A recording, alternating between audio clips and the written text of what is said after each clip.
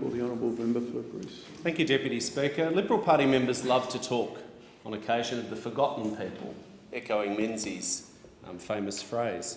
I just want to record a few words on what I think are the real forgotten people. The people I represent, nearly 200,000 people in south-east Melbourne, who've been overlooked and left behind by this government as it drifts pointlessly into its 8th year in power. For the people I represent, the Morrison recession will be deeper, longer, harder, harsher, darker than it should be because of the deliberate decisions of this Prime Minister and the government. They're obsessed with spin, they're obsessed with announcements. He loves announcing things, every day a new announcement, sometimes announcing things he's already announced but didn't actually do.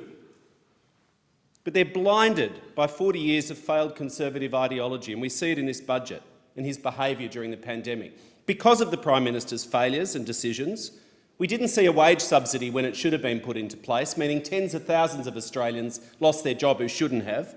We see criminal neglect of aged care and their pathetic efforts to blame everything on the Victorian government. No doubt a serious failure there in the quarantine. But it's criminal neglect when you ignore the reports for months telling you and you're responsible for aged care.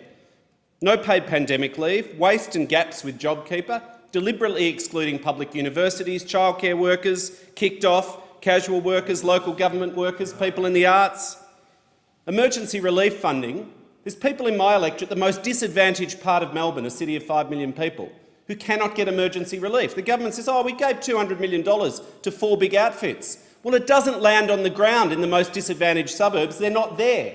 You're telling them they have to catch a bus in a pandemic because they refuse to fund the little $2,000 vouchers for like the Doveton Neighbourhood Learning Centre, the place where people can actually get to get food. Unbelievably, in the budget, they're running up $1.7 trillion of gross debt, which still is not going to create the jobs that Australia needs. $1.7 trillion of gross debt and nothing to show for it. An incompetent bunch of bandits. By Christmas, there'll be another 160,000 Australians unemployed, even they admit. Even their forecasts, unemployment won't return to where it was, even on their dodgy assumptions, for 4 years. 928,000 Australians over 35 years of age are excluded now from the hiring subsidies under this mob. The people I represent look on with fear about what's coming down the pipe from this government.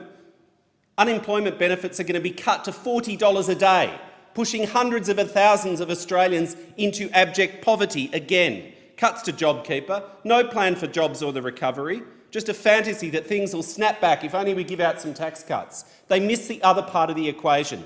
Government has a role in creating jobs. They should be funding social housing, picking up Labor's policy on childcare and getting women into the workforce, actually doing things to create jobs instead of cutting super, cutting wages and making things harder.